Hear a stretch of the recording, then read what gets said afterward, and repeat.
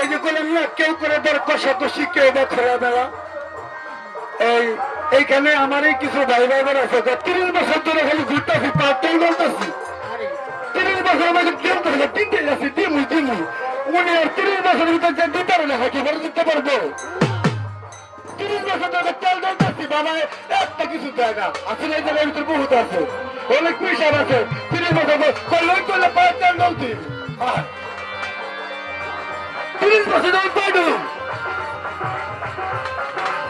এই জন্য বলছি মনে রে